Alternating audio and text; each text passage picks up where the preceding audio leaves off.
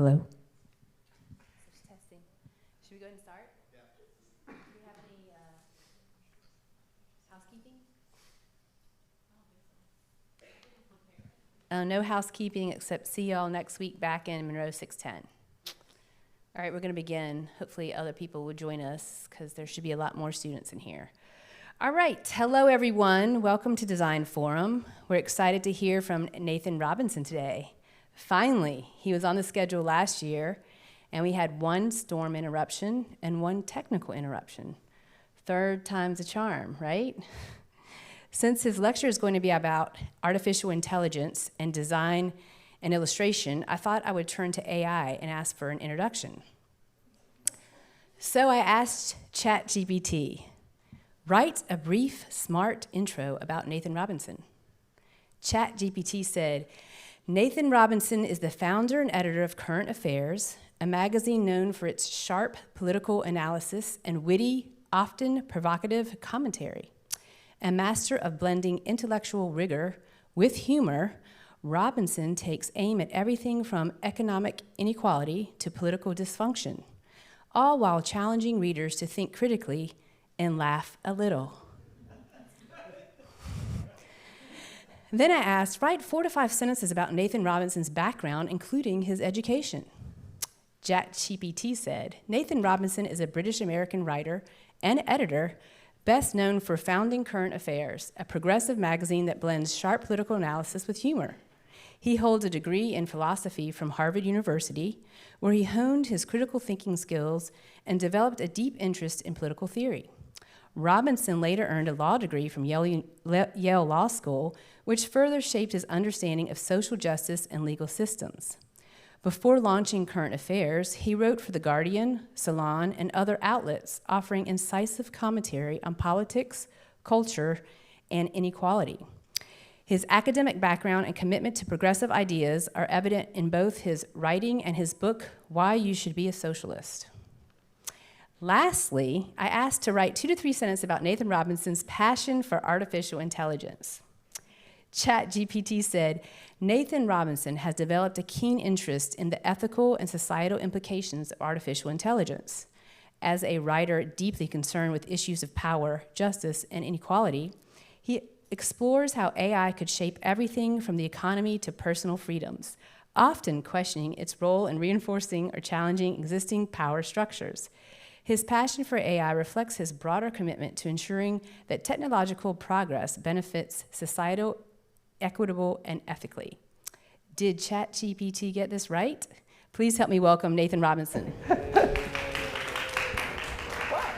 I have to say that was quite impressive. There was only one thing in there that wasn't true. I do not have a degree in philosophy, but other than that, ChatGPT was pretty accurate. In fact, some of that was quite beautiful. I felt very touched. So it's kind of strange to think that all of that came from an entity with no mind and no feelings. So I wanted to talk to you about AI and graphic design. And so as Daniela, by way of ChatGPT, mentioned, I edit a magazine, Current Affairs. And we are located here in New Orleans. We have a small staff. Our lead graphic designer is Callie Trainer-Bloom, and she has been designing our magazine for 5 or 6 issues now, a bit. And so, as you know, AI is, has caused all these kinds of revolutions and disruptions. There are these new tools that are out that are really posing a challenge for journalists, for musicians, for everyone in the arts, for artists, for designers. And so today I want to talk about, because we actually have some kind of hands-on experience with this technology at Current Affairs, I want to talk to you first about what we're talking about the technologies and how they're going to affect us in the world of design. I used to design the magazine myself before Callie took over, so we both have a lot of experience doing magazine design. How we've kind of managed to incorporate it, and also the ethical issues, because obviously there are a lot of questions raised about the way that these technologies work is usually to sort of suck up a ton of data, and oftentimes that's people's copyrighted artworks and design and drawings and pieces of music, and sort of regurgitate them. And so there are real serious ethical questions about, well, is this stuff going to replace people? Is people's work going to get taken and then used in ways that put people out of work? I happen to be kind of, there are people who are real what they call techno-optimists, who think that AI is going to revolutionize everything, it's going to change the world, it's going to usher in a utopia. There are kind of what we call doomers, who think that that AI is going to perhaps cause human extinction. I sort of stand halfway between the two. I think these are technologies that have quite a lot of potential. They also can cause a lot of disruption. I think that as it stands now, we have some really cool tools that you as design students, I think, should get to know and get to use, get comfortable with, because I don't think that these technologies necessarily have to put designers out of work. There are some things that they automate that we might not want them to automate, but there's also lots of cool possibilities that are opened up for you as a designer. And so we have found with the magazine that we're actually commissioning more original artwork than ever, but we're also using AI for certain limited things. So we're not using AI ever to replace the work of artists. We want to use it to help artists, and I'll show you how we do that because it's kind of cool. So yes, that was ChatGPT already went through my whole bio, so you should subscribe to our magazine. So what are we talking about? We're talking mostly about this generative technology, right? So that generates new images, new music, or code, or text in the case of ChatGPT, where you type in a question, or you say, write me a sonnet, write me an argument, and something is generated. And specifically, we're going to be focusing here today on mostly image generators, because we're talking about graphics. So you might have heard of or used DALL-E or Midjourney, and I'm going to show you a little bit about Midjourney, which is what we've used for current affairs. Now, there's all kinds of artificial intelligence, because obviously it just refers to things that automate ordinary human processes of thought. So there's this whole other category that is not really generative, but it's sometimes called discriminative. That's things like speech recognition or driverless cars, where they're not producing new text or new images. Now, it is advancing rapidly in its capabilities. I don't pretend to speculate on where it's going to go. We do know that it's causing lots of disruptions. I'm sure you've seen lots of horrible deep fakes of various things that are very kind of disturbing. I've been trying deep fakes of my own voice recently, which is very eerie and horrible. And obviously in universities, there's been lots of disruption caused by ChatGPT written exam answers and all that sort of thing. But it can also create major opportunities. Some of the voice generators have, it creeps me out and allows you to scam people, but it also allows people with, say, ALS to simulate their own voice and get their voice back. So there's some really cool stuff that's come about. I'm sure all of you now have tried out ChatGPT, and so you can ask it anything. I'm very nervous about my lecture at Loyola tomorrow. Can you say something reassuring? And then, of course, it tells me how to be comfortable with my lecture at Loyola. There are hundreds and hundreds of tools. So it's like 152 best AI tools of 2024. It's causing chaos. These are just some examples. Lawyers being fined for using ChatGPT, and then it makes up cases, just like it made up my philosophy degree. And journalism, which we're in, a lot of media organizations are replacing writers with AI-written stuff. And so for those of us who are in the creative professions, this is very scary, because we all think, well, what happens if my work could be automated?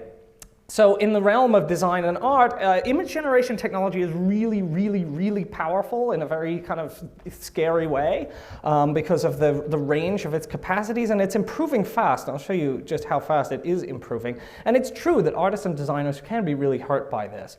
But I also do think, as I said, they can reap the benefits. This is how far we've come. Okay, so this is like this is, if you ask for, as you might know, to generate images with AI, you're usually entering prompts. You get the text-to-image descriptions. So if you ask, for example, for a clock designed by Dr. Seuss, the type of clock you would have. Now, in 2022, this is what you would have gotten out of an image generator, and what you can kind of see is it has what we might describe as a Dr. Seuss vibe, but it's a mess.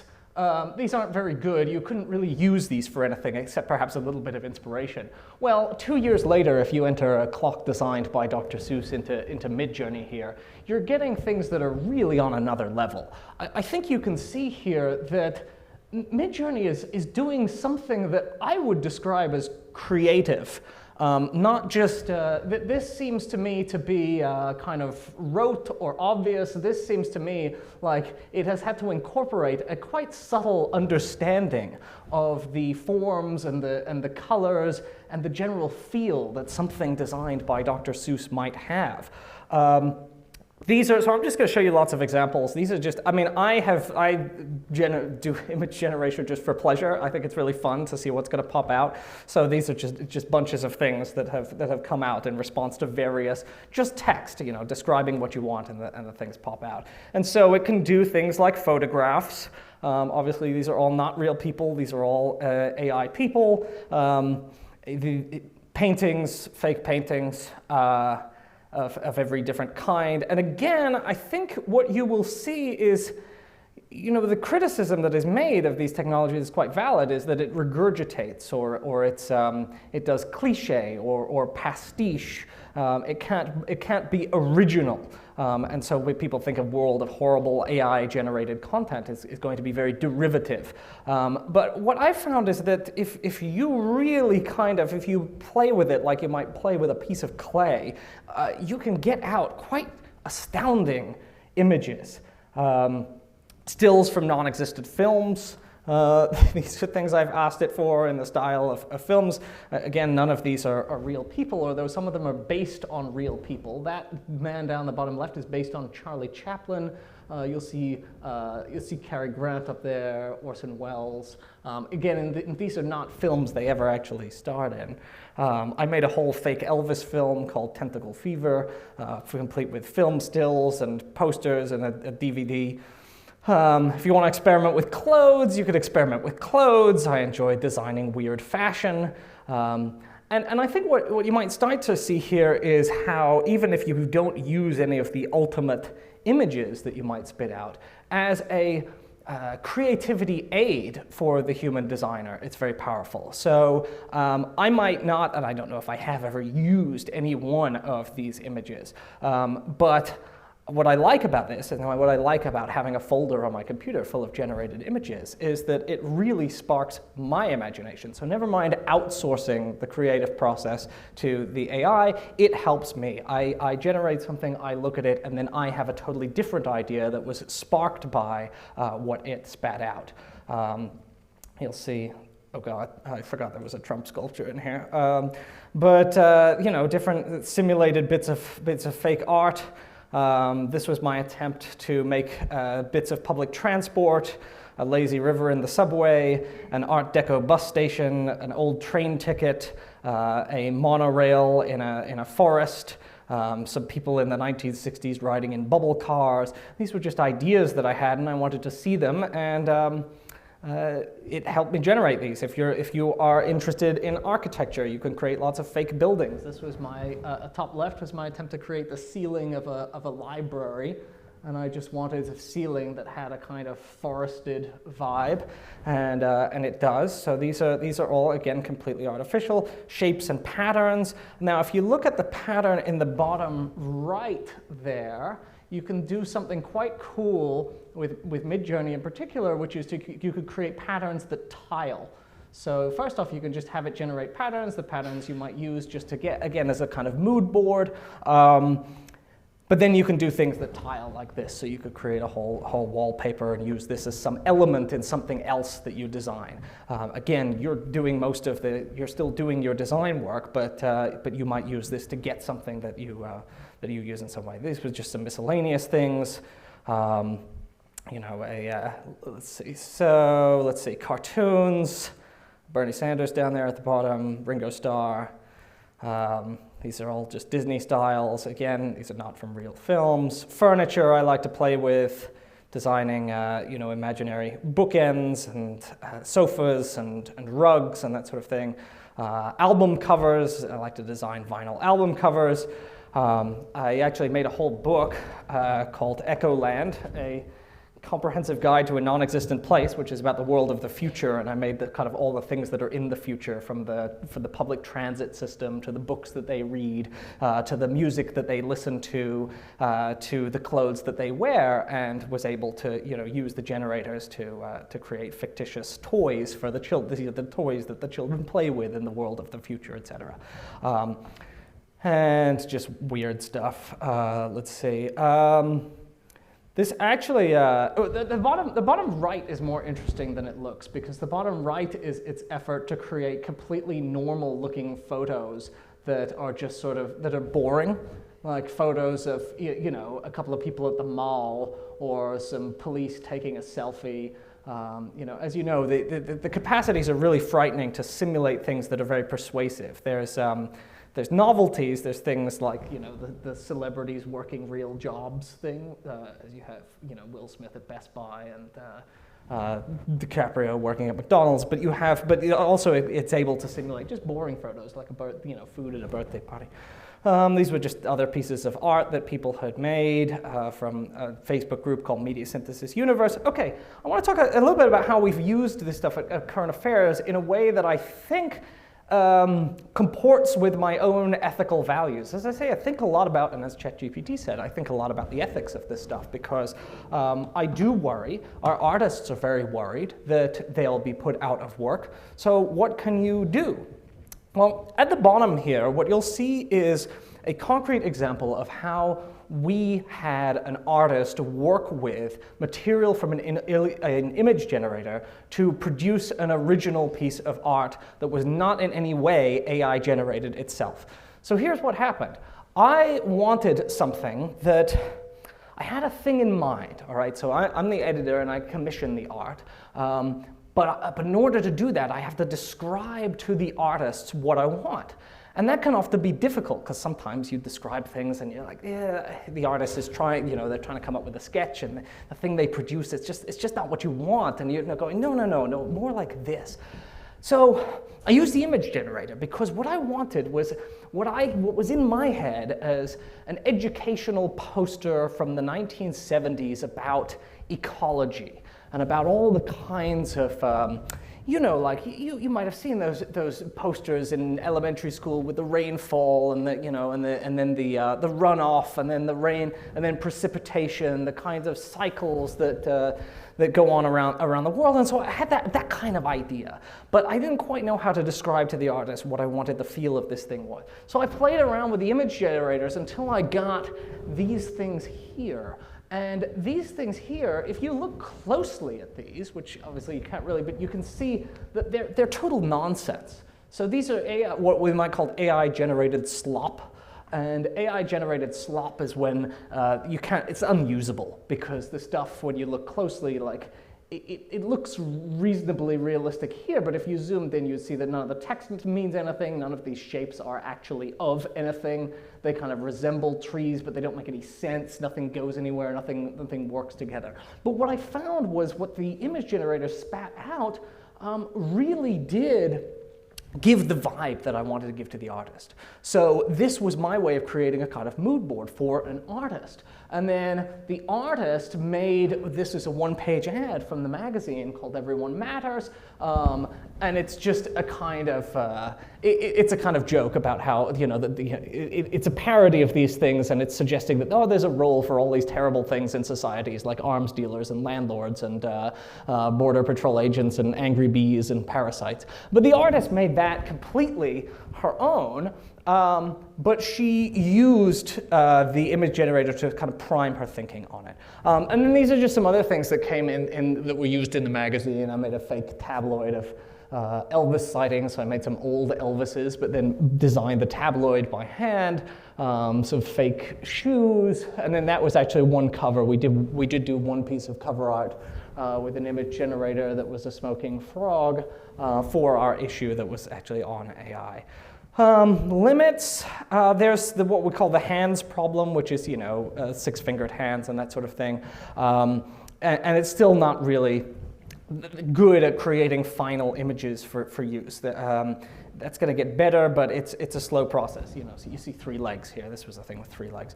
Composition, which is if you say I want something on top of something else, it will often put everything in a total jumble. It doesn't understand how elements relate in the world. Stray elements, just weird little blobs and things. The stuff that comes out is often kind of slop. I describe horrible Wes Anderson crap because there's a whole genre of AI-generated fake Wes Anderson movie stills online, and they just don't look very good, and they don't look quite what his style would be. They're really very cliched, very uncreative. The existing systems are also badly designed and integrated. If those of you who got here early saw that I was struggling with Discord, and unfortunately Midjourney, which is about the most powerful of the image generators right now, is operated through Discord, which is a terrible platform. It's not like a Photoshop plugin or something like that. So sometimes you have, these softwares are really not designed for professional designers to use easily. It's also like talking to an alien a little bit. You have to kind of learn this weird language, and it's not intuitive, and it's very hard, and it takes lots of times to try and refine it. It's very inefficient to use text to describe what you want. And there's a total lack of control. You'll notice that lots of the stuff that I've put out here is weird and it's interesting, but I didn't have that much control over it. So I would describe it and something exciting or surprising would pop out, but it's very unpredictable. You just have to kind of accept what you get. And that's why, as I say, for the designer, it's often most useful as a way of stimulating your creativity that you then bring your actual skills of design to do something real with. And a lot of stuff is low resolution. Oh, here's another example of applying it in practice in the magazine. I really thought it would be funny to have in our magazine, we have all these fake ads, so we don't have real ads, we're a nonprofit, so we have fake ads. And so I thought, Karl Marx selling Coca-Cola. Karl Marx sells out because he has no money, and as he did not have throughout much of his life, and gives up and starts hawking Coca-Cola in our magazine. And so I wanted one of those. I wanted that style of like Norman Rockwell, the classic old Coca-Cola ads. And the wonderful thing was, you go to Midjourney and you type in Karl Marx as he would be painted by Norman Rockwell, and it spits out all of these Marx Rockwells. Now, most of the first ones are terrible. That's when you iterate, that's when you refine, that's when you take the best one and ask it to make some minor adjustments. The actual Karl Marx had very interesting hair. He had a great white beard, but his mustache was always a darker gray or black throughout his life, and the image generator just could not get that he had the black mustache in that. It was just every time he's got the white beard or he's got a black beard, it just couldn't get his real hair. So there was some photoshopping work in here to try and get Marx to look more like Marx, and to get the Coca-Cola logo to look like the Coca-Cola logo instead of just like garbled AI nonsense. But the fundamentals of the image are then, and this is actually Callie's work designing the type and the Coca-Cola logo and all this stuff that makes it from the original thing into a full ad.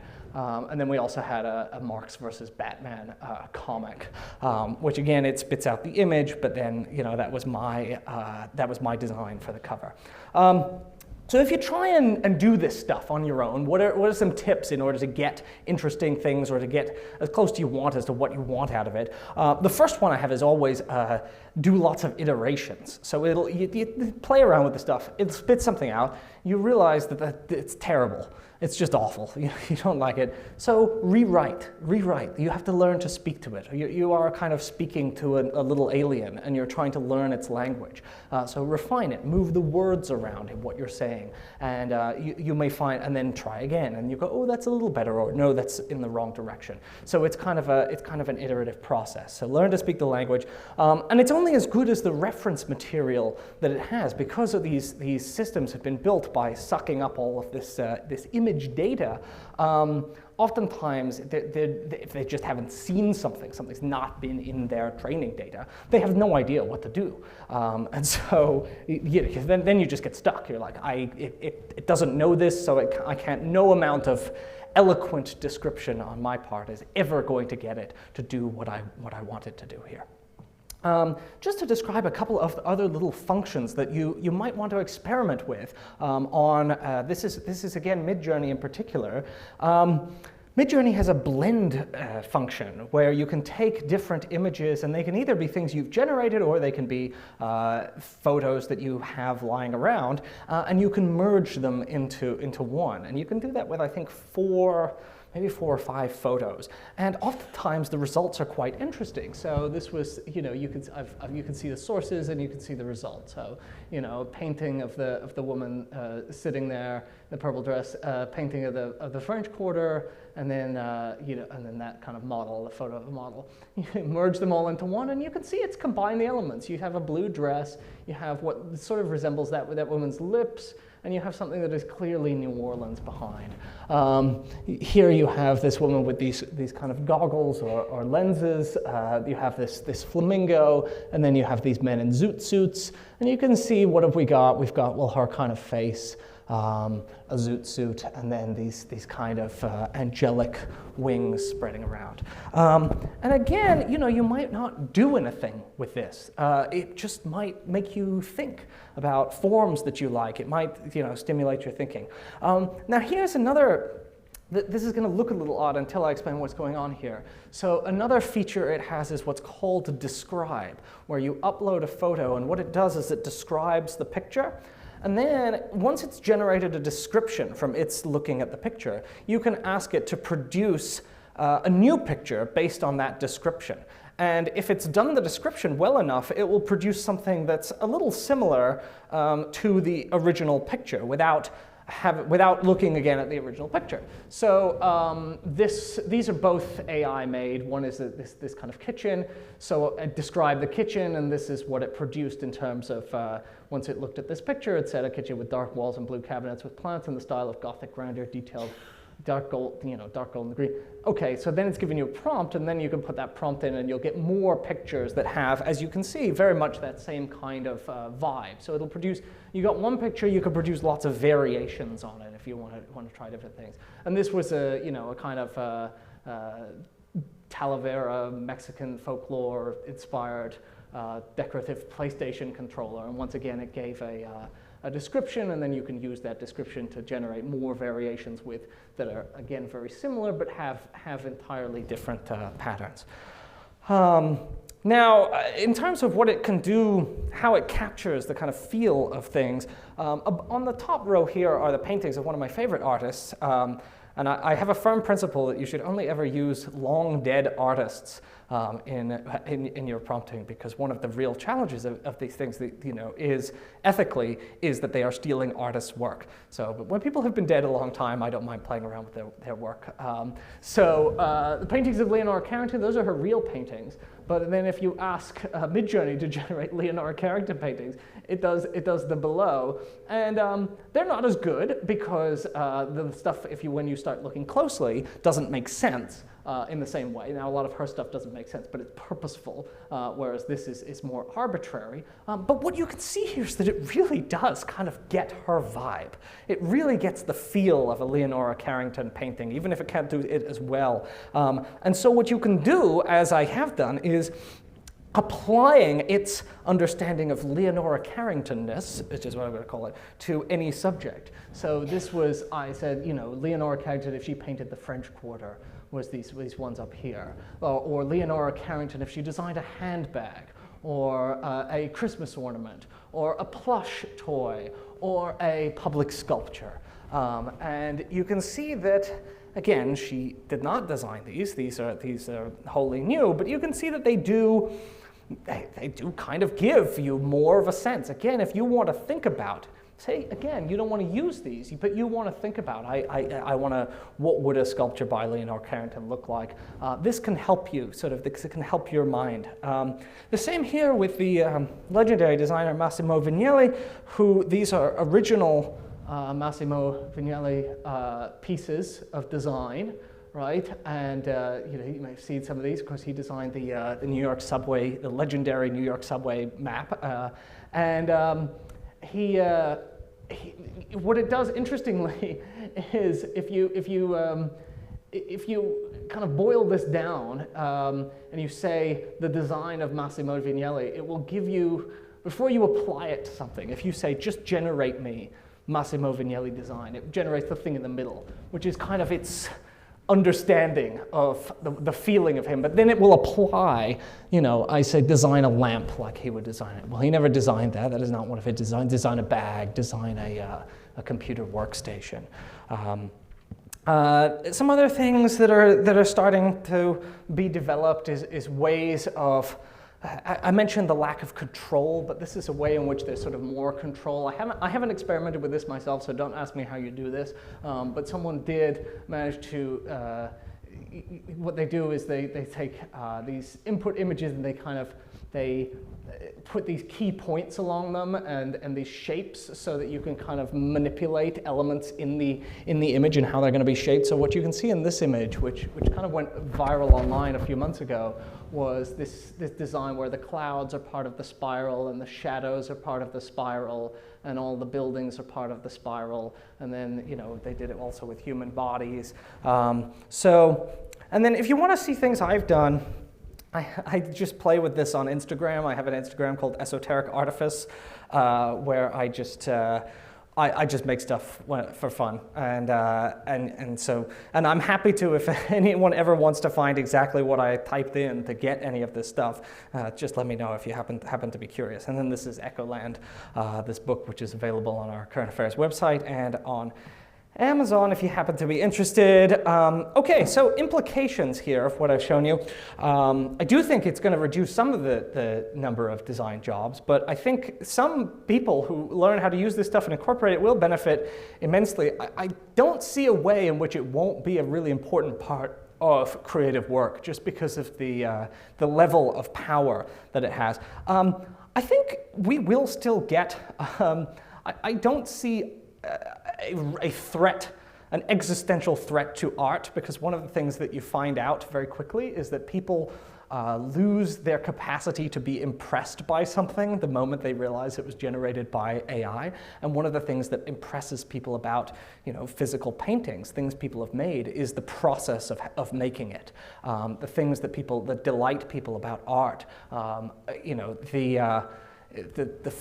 Michelangelo's Sistine Chapel ceiling, if it was generated by AI, people wouldn't be impressed. They're impressed in part because he spent years upon years on his back on a piece of scaffolding. That's why people go to see it. So just because you can replicate or even exceed the complexity of the image doesn't mean you're going to produce something that's going to move people in the same way. So that's good news for artists, is that you can still do things that are going to impress people, and if someone comes along with something generated by AI that's twice as big and twice as colorful, a lot of people are going to hate it. But in some ways it's very democratizing because it does give you this incredible power.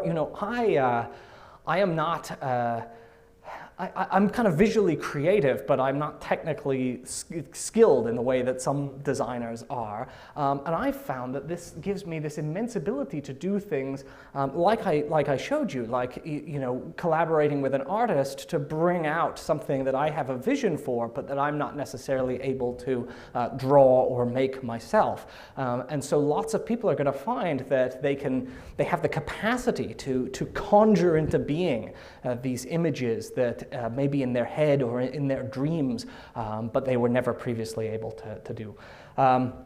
There's a lot of hype. A lot of people, as I say it's going to cause human extinction or whatever, but I think separate from the hype, I do think it's a real revolution. I've been kind of shocked at the power of the technology. I think it's really quite astounding.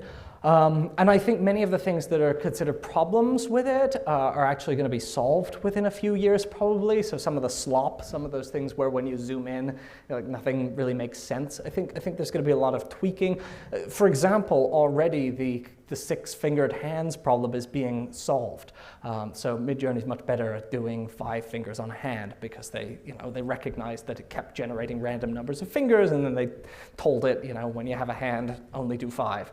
And so then you have a problem that's kind of solved, and there's going to be, we're in the very infancy of the technology. I do recommend playing around with different tools, though, and you just see how it complements and how it can be integrated into your existing design work. Again, as I say, always with ethics in mind, always with the understanding that these technologies. They do threaten livelihoods. They do have immense power, and we have to be careful how we use them.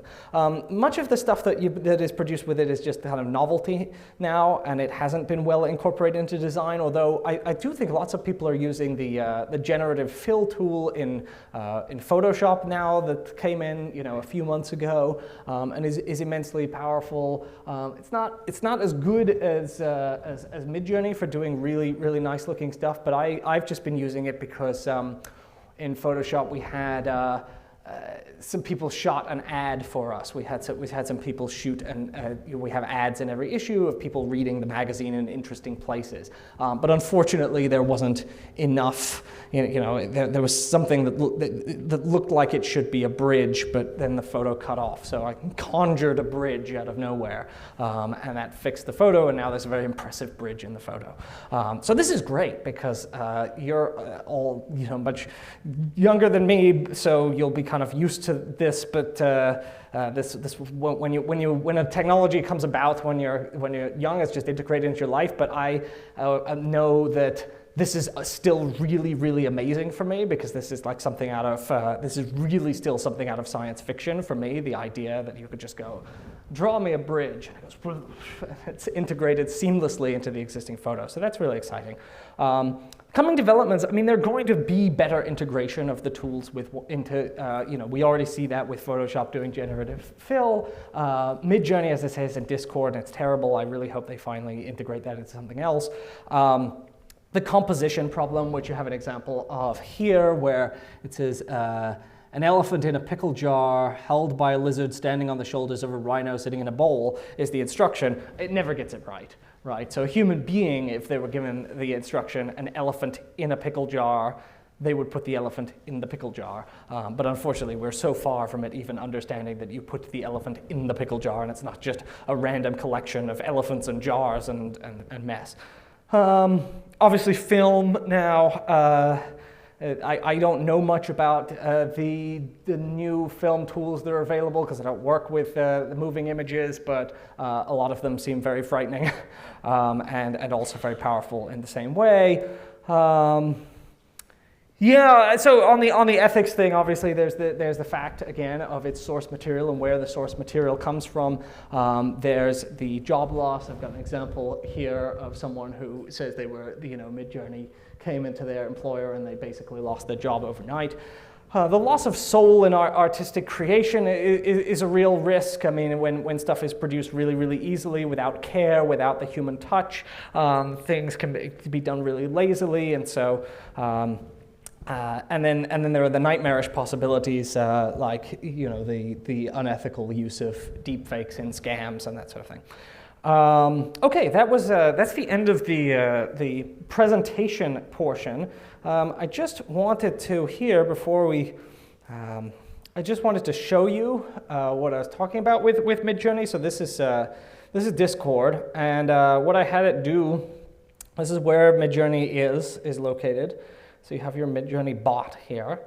And I asked it to give me Loyola University New Orleans. And it generated 4 things, none of which is actually a photograph of Loyola University New Orleans. But you can see that it kind of knows what, it's clearly looked at a picture of Loyola before because it knows something about, it's got a vibe.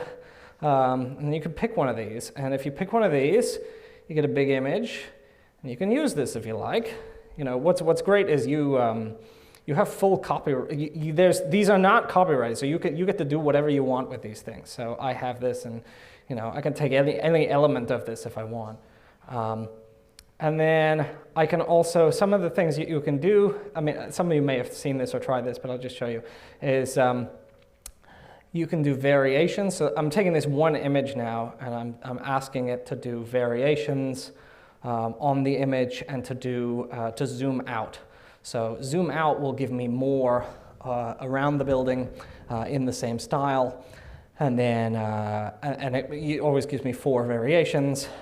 And then vary will give me things that are like this building but slightly different.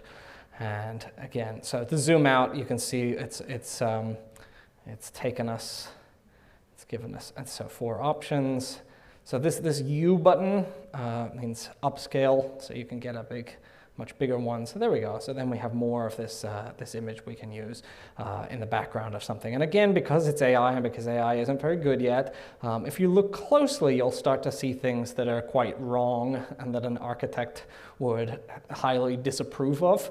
But it's kind of like a spot the problems in the image thing. So if you superficially, you're not gonna notice that much wrong, but then when you zoom in, you will. So that's zooming out. These are the variations, and you can also vary by region. So if I don't like let's see if this is going to work for me. Probably not. Well, yeah, okay. So if I don't like this top half, and I can just select it, and I can try and make something slightly different. And again, you just go and wait. Earlier, I was trying things like, you know, a Yeti at Loyola University in New Orleans. But then, you know, I can redo, and I can add a lot more descriptors. So I can add dark shadows. Oh, here's the other thing.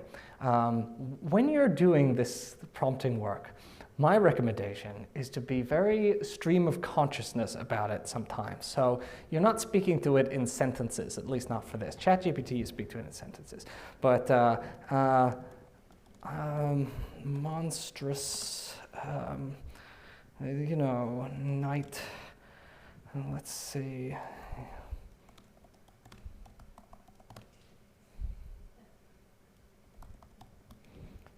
These are, so you can say I'm just doing kind of word association here. I'm just doing really kind of like things that vibes.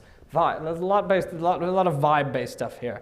I tried to do, you know, the great surrealist artist Magritte I incorporated in to give us a little more of a painting effect. I then changed Magritte to Picasso, and it gave me a little more terrifying of a Yeti. You know, it's not really very Picasso-like, but it is kind of cool. And very much like a painting. You can see all the strokes there. Okay, so there's our one. After entering, you know, dark shadows, angry, teeth, monstrous, night, yellow, light, beastly, cinematic, you can see now we're cooking. And he still seems to be at Loyola if you look carefully in the background here. And if we zoom out here, he'll probably be we'll get a bit more of our fake university. So up here are my ones where I try to replace little pieces of it. If I want to, again, if I don't like this guy's face, I can get different faces. So now if you want to do describe, then so let's see, let me just get one of these. Let's get our guy. Let's open in a browser. You can see it's pretty high resolution. I mean, look at how good these eyes are on this guy here. Again, as a so if I do now this describe function, you can just get. I'm re-uploading the image. Okay, well, it didn't give me very good variations on the faces there. But anyway, I think you could see, so okay, so now I asked it to describe the picture that it made, and it's given me lots of descriptions that I can then use to generate new pictures. So if I do imagine here, it will then make more pictures from the descriptions that it spat out, and maybe they'll be good, and maybe they won't. Another thing that is often quite useful is called tune. So this is so tune is how is where you're kind of training it a little bit stylistically. So I wasn't very happy, for instance, with my Picasso Yeti. So what I want to do is so look, it's generating new Yetis now. So I want to do a Picasso tuning setting, and this I'll show you how this works once it's done. The other thing I want to do just quickly here is I want to show you the blend feature in action that we saw earlier. I want to take that, save that. So let's say I like two of these. I like this one, and I like this one, but I want them to be blended. We can make that happen. So the tuning feature takes a while, but what it essentially does is it's going to show me a gallery. I entered Picasso, and it's going to show me a gallery of things that it thinks are Picasso style, and I basically choose 10, and I say, I like those 10. You know, that's the style, and I'm sort of teaching it the style that I want it to do future stuff in. So then I can ask it to apply that style. So what you're kind of doing is educating it to give you what you want.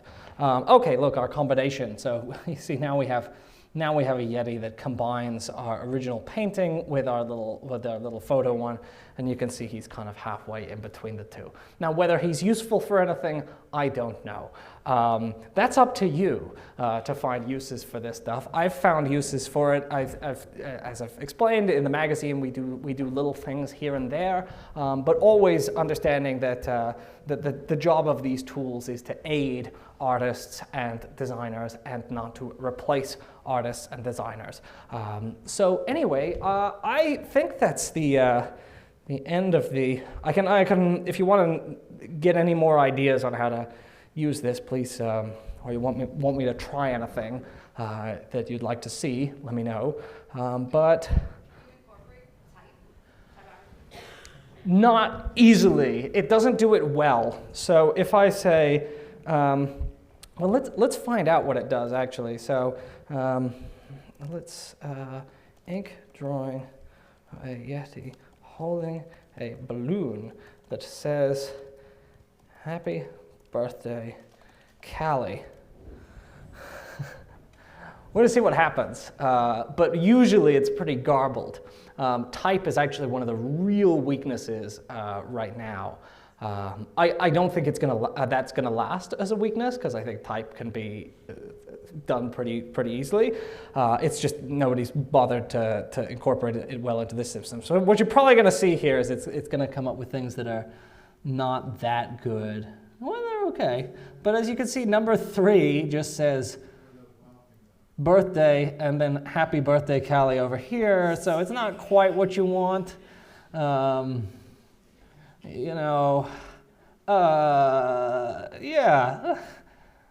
But it's better at words than it used to be. See, now it's getting closer and closer to, because it used to be that it would just spit out total garbled nonsense that was an imitation of letters and numbers. Now you can actually see that in most of these, in fact, I think in all of these, it said happy birthday correctly, which is, yeah. Daniela.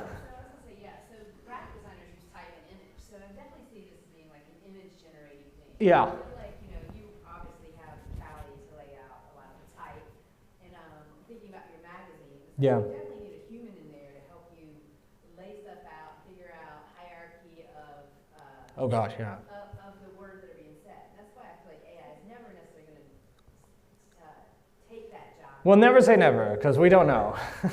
We don't know what version 2 or version 3, but. Right, but still, when I think about what you're saying, it's all digital. It's all digital in a way, right? Even like you're saying, the building, that someone has to then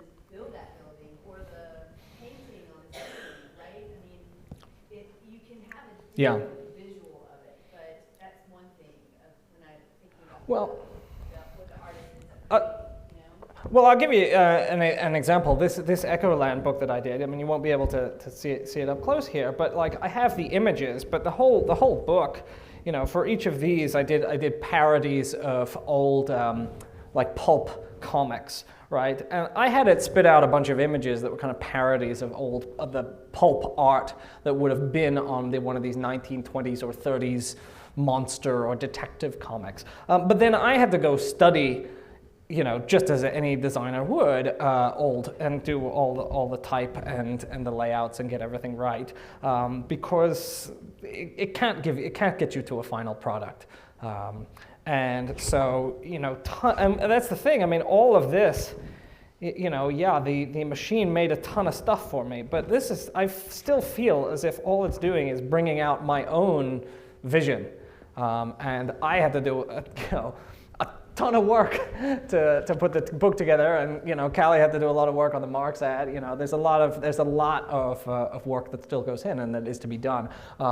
But this can just expand. It's just a tool that you just put in your toolbox and you use it however it helps you. Does anyone have any other questions about that? Yeah.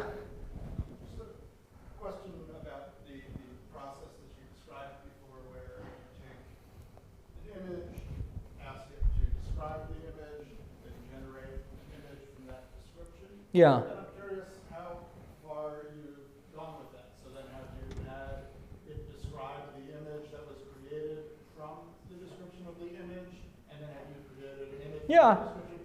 And I guess. But then eventually you just kind of get in a loop. That's what I'm wondering. Like, does it change, or is there circumstances where it's just the description and the image family repeat, or does it? Well, what you'll notice is they don't repeat, because the variations are small enough, and essentially you have the forking paths. So this description that we did here of these Yetis, and then I generated one here, the moment I do, I mean, to answer your question in a very direct way, right? So we uploaded a picture, we had it describe the picture, I had it make from one of the four descriptions. This is description number 1. Now I've picked image number 3 from description number 1. Image number 3 is here. If we do this and save that and we put in a new description, you're going to find that the four descriptions are probably not, they have elements in common with the first 4 descriptions from the previous image, but wait, not that one. But they're different enough to where the images that they then generate are going to be, you know, we're still talking like Yetis, monsters in front of houses, but it's not gonna be identical. In fact, there are ways in here to make it do identical images using a seed code. So if you do want to get the identical image the same time, you can, multiple times in a row, you can do that. But as soon as you start changing words around, or even if you do the same prompt 5 times, the same prompt 5 times is not going to give you 5 exact. The range is kind of spectacular, like how many variations even on the exact identical prompt it can give you. So you can see we're getting things that are in the same ballpark, but they're all different. And it'll start to, if I take one of these and I put it in and I ask it to describe it, I mean, slowly we can sort of veer off if we want to, or stay in a kind of loop. Yeah. Other questions? So can we give it some graphic design prompts and see what happens? Yeah. Okay. Okay. So can you type in Swiss typography 1950s? Let's do it. Packaging, breath mint, evergreen. Oh, I'm so excited. Let's see what happens. Because sometimes you'll go, wow, that's exactly, and sometimes you'll go, what is that? Give me another one. Let's get another one going. Somebody else say something. I would love to see a attempt satire. So could we try to do a prompt that does your Nike culture jamming ad, where we say, create a culture jamming poster satirizing Nike, something like that, and see if it gets anywhere near what Okay, there we go. How do you feel? There's no type. But your vibes. But if you want, It's speaking Swiss landscape, yeah, so it doesn't understand No. topography per se. no. And if you were more specific, like if you put commas in here, it's probably going to give me something more closer to, yeah, here I know. No, all it knows is we have a shoe. That's all it knows. All it knows is Nike is a shoe, but there's no satire here. Bird in that one. Yeah, there's a bird. I mean, I don't feel like it gets satire at all, really. That's one thing that humans still... And you'll notice that like, ChatGPT is terrible at jokes as well. If you ask it to give you jokes, they're just the worst jokes. So humor... So you changed it there. I changed it to make it... and Now let's just say Swiss letter forms. Okay. Letters or alphabet or logo. 1950s packaging. Mint. What does she have in her mouth? I don't know. I mean, it doesn't make any sense. I mean, I guess it's this way. As you see, the level of control that you have and the level of specificity. I mean, sometimes it's great, sometimes it's god awful, and then that's why you, as the human. But what you have to do is be prepared to be surprised and let it take you in unexpected directions, and then you get inspired by the thing that it produces. Like, I like this. Oh, okay, there's something here. Okay, let's look a little bit. It's got a lot of work to do before it. It's closer. But it's Closer to. yeah. But I like this. Like this I could be inspired by. This makes me want to do something, to make something different. They're putting type on the cookies on the. Um, The mint with type. it did. Oh, Yeah. How about a Bauhaus poster of spiders? Okay. House poster of spider. I love this. I hoped we would get to do this together, because it's fun. Come on, let's hear things. It's fun. We can do anything in the world, you know. Can you scroll back up? Yeah. And just take some. Sure. What do you want? Right where- Oh, you want the type? What if you put it in a subversive fashion? Will it look up the definition of subversive? I don't think so. You know, and the other cool thing though is that ChatGPT actually does image generation now, and let's see what it does for this and what Midjourney does. Because ChatGPT is better at interpreting language before doing images. So I'm going to do that, and I'm also going to do go back to our original Swiss thing. And we're going to see what if it.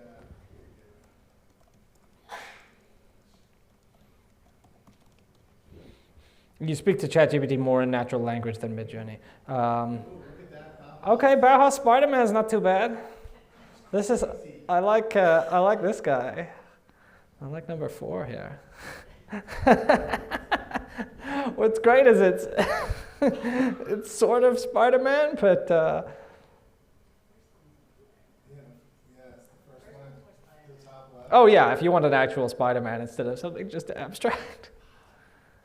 Yeah, that's pretty cool. What did we get here for? Oh, and then we wanted subversive fashion, didn't we? What's great is you find out when you do when you enter it what it understands something to be, which you don't know until you ask it. Say I don't understand. Midjourney won't say I don't understand. Midjourney has banned prompts, but so anything that is remotely suggestive or obscene, it will not do. It has it's very puritanical on the content filter, okay, so this is subversive subversive fashion. And then, oh no, ChatGPT had an issue. Try again. Draw me a picture of subversive fashion. Come on, you can do this. Oh, here we go. You can do it.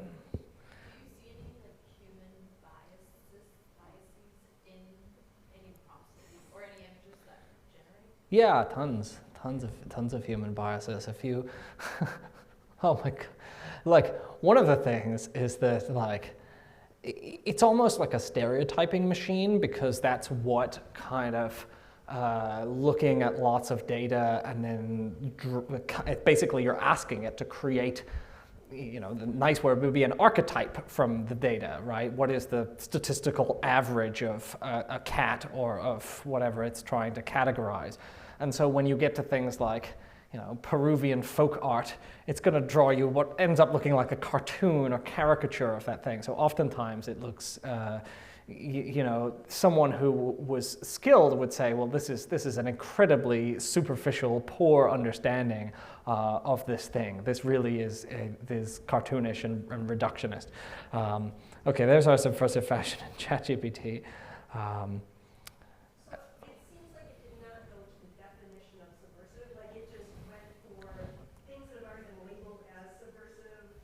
Yeah.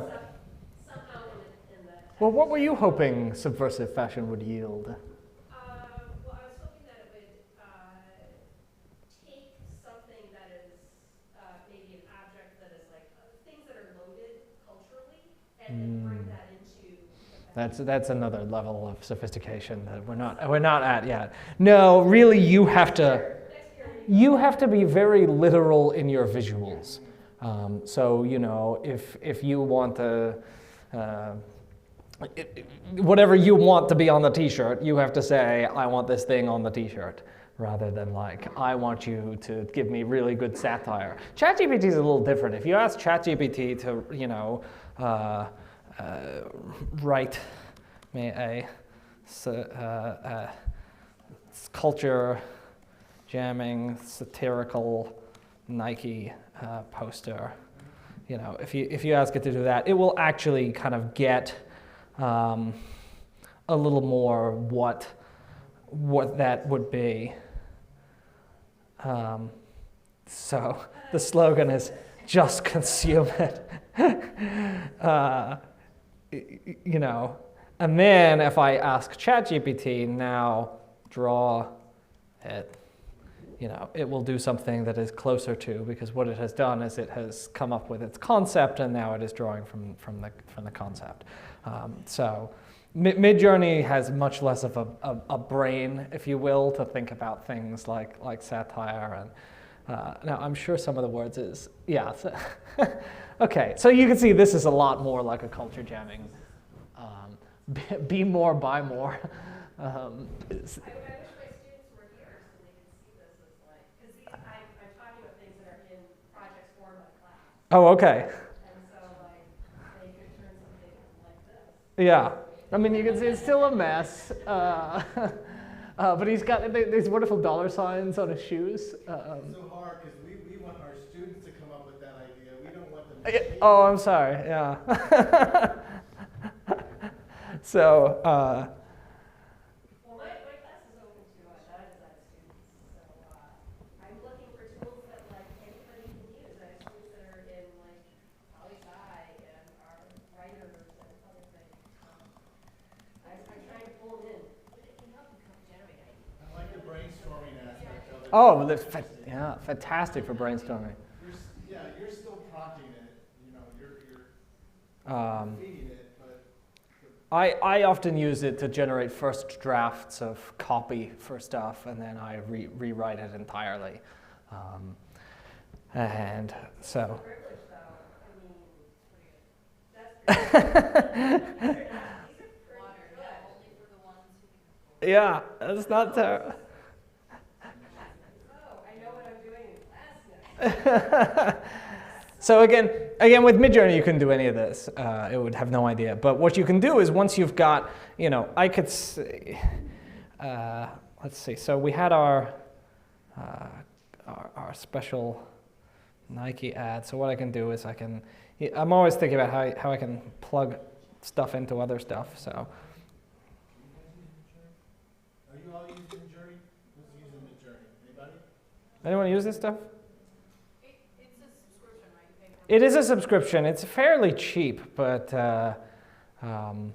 it's so. I'm just wondering if we ask it to describe now our ChatGPT Nike ad. Is that free? The ChatGPT version? No, you'll basically run out of tokens, right? Yeah, you run out. You got a limited. Yeah, it said something about. But the stuff is so inexpensive compared to what it can do that I find that okay. So. And so it's telling you, it's giving you descriptions of those posters and everything? Yeah, so now I entered our satirical culture jamming poster into the other software, into Midjourney, and asked it to do descriptions. Now, I'm not sure that it's getting the satirical aspect very much, because as I say, this is more brainless. But I'm asking it to produce. But if I wanted, so ChatGPT is very limited in the visual variations. But if I want more possible visuals, more inspiration, yeah. So I might. Some of these are kind of better. Like I really like number 3's gold. Like this person here is quite cool. And so we have lots of variations we can use now.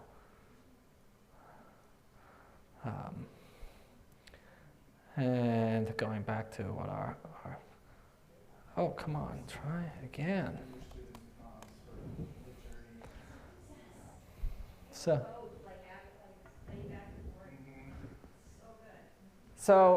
you can see that this is just tons of fun to play around with. Just to show you my esoteric artifice thing here, where I just really play with tons of stuff. I do like just lots of weird stuff. How about in the fall, when one day we can teach class? Yeah, that'd be cool. Would you like to do that? Yeah. Oh, here's how I taste the privilege. Water worth worshipping. Wait, did that just come up from the search? That was from the prompt. So I asked ChatGPT for another culture jamming ad for a different product. So I said, after we did the Nike one, write another one. And it did, okay, I'll do satirical bottled water. Here's some visuals. Here's a slogan. Here's the tagline. And then I said, draw it. And it drew me this. Aqualux, taste the privilege. No, so this is just nonsense text, but it didn't, again, it's bad with type. But, so. No, yeah, it'll get better.